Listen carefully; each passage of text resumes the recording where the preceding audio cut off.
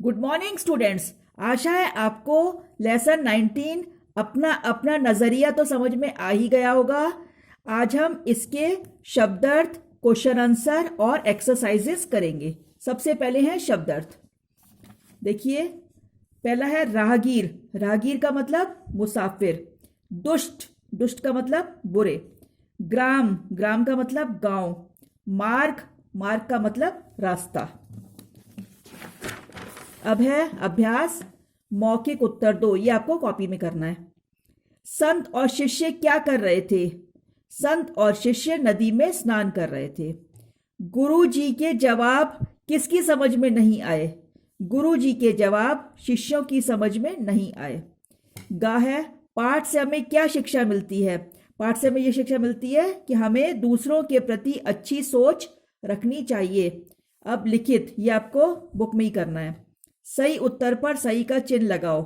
संत और शिष्य नदी पर क्या कर रहे थे? योग, ध्यान, भक्ति, स्नान। स्नान कर रहे थे ना, इसलिए स्नान के आगे टिक लगेगा। पहला व्यक्ति जहां से आया था वहां के लोग कैसे थे? कपटी, दुष्ट, सज्जन, नेकदिल, सभ्य। कपटी दुष्ट थे, उसके आगे टिक लगेगा। सब निर्भर करता है, किस पर निर्भर करता है? प्रकृति पर, देखने के नजरिए पर, माता पिता पर, सभी। तो किस पे निर्भर करता है? देखने के नजरिए पर। हमारी देखने की, हमारी सोच जैसी होगी वैसे ही हम किसी को देख पाते हैं, अच्छा या बुरा।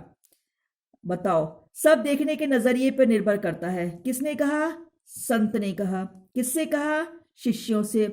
क्यों कहा? क्योंकि शिष्यों को दोनों राहगीरों को अलग अलग उत्तर देने का मतलब समझ नहीं आया था। बंधु, तुम्हें यहां भी नेक दिल और भले इंसान मिलेंगे। किसने कहा? महात्मा ने। किससे कहा? दूसरे राहगीर से। क्यों कहा? क्योंकि लोगों को देखने का उसका नजरिया अच्छा था। अब है, निम्नलिखित प्रश्नों के उत्तर लिखो। ये आपको फेयर कॉपी में करने हैं। का, नदी में किसे नहाते देख राहगीर वहां रुक गया? नदी में महात्मा को नहाते देख राहगीर वहां रुक गया। उसके बाद है, संत ने पहले राहगीर के प्रश्न का क्या उत्तर दिया? संत ने पहले राहगीर के प्रश्न का उत्तर दिया, तुम्हें इस गांव में भी कपटी, दुष्ट, बुरे व्यक्ति ही मिलेंगे। क्योंकि वो समझ गए थे कि उसकी सोच ऐसी है। दूसरे राहगीर ने संत से क्या प्रश्न किया और संत ने क्या जवाब दिया?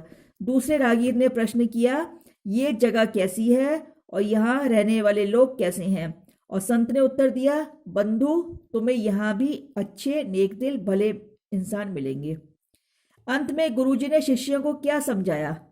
अंत में गुरुजी ने शिष्यों को समझाया, अगर हम अच्छाई देखना चाहें तो हमें अच्छे लोग मिलेंगे और अगर बुराई देखना चाहें तो बुरे लोग मिलेंगे। अतः यह सब देखने के नजरिए, नजरिए मतलब हमारी सोच पर निर्भर करता है। भाषा ज्ञान, अब ये आपको बुक में करना है।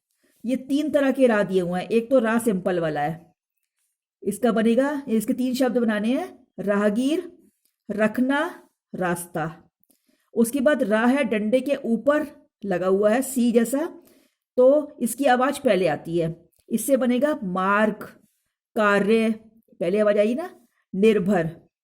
उसके बाद तीसरा वाला रा होता है जो वर्ण के नीचे लगता है, तो इससे बनेगा ग्राम, प्रणाम, प्रश्न।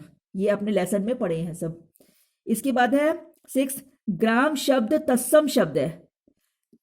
इसका तत्सम का मतलब क्या होता है? जो शब्द हिंदी में जो के त्यों प्रयोग किए जाते हैं उन्हें तत्सम शब्द कहते हैं, तथा संस्कृत भाषा के जो शब्द परिवर्तित होकर हिंदी में प्रयोग होते हैं उन्हें तद्भव शब्द कहते हैं।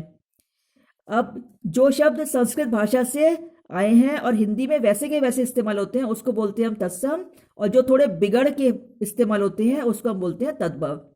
अब है, तत्सम शब्दों को तद्भव शब्दों से मिलाओ। पहला है दंत, दंत का हो गया दांत। हस्त, हस्त का हाथ। नयन, नैन, नयन सही शब्द था, बिगड़ के हो गया नैन। मुख, मुख का बोलते हैं मुंह। घृत, घृत मतलब घी। ग्रह, पहले तो ग्रह शब्द था संस्कृत का, लेकिन लोग बोलते हैं घर, बिगड़ गया ना हिंदी में। रात्रि, रात्रि का हो गया रात। यह है तत्सम शब्द श्वेत, हम बोलते हैं सफेद। सप्त, सप्त का 7 हो गया। दधी, दधी का दही हो गया। उदाहरण पढ़ो और लिखो।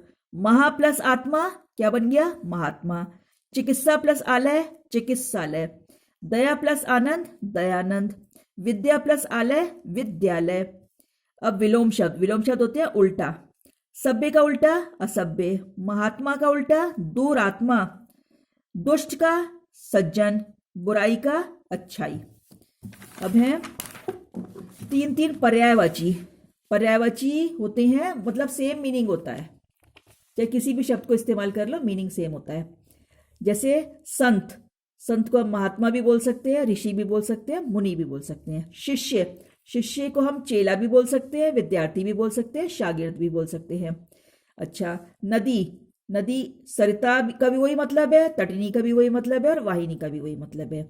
देश, देश को हम राष्ट्र भी बोलते हैं, राज्य भी बोलते हैं, मुल्क भी बोलते हैं। हवा, हवा को पवन भी बोलते हैं, वायु भी बोलते हैं, समीर भी बोलते हैं। अब है वाक्यों में प्रयोग करो। ये कुछ शब्द दिए हैं, इनका वाक्यों में प्रयोग करना है इस शब्द को इस्तेमाल करके। स्नान, हमें प्रतिदिन स्नान करना चाहिए, स्नान के नीचे अंडरलाइन। बसेरा, दोनों राहगीर गांव में बसेरा करना चाहते थे, बसेरा पे अंडरलाइन। बंधु, संत ने राहगीरों को बंधु कहकर बुलाया। दुष्ट, हमें दुष्ट लोगों से बचकर रहना चाहिए। मार्ग, दो राहगीर उसी मार्ग से गुजरे जहां संत स्नान कर रहे थे। अब ये लेसन फिनिश हो गया है। Thank you.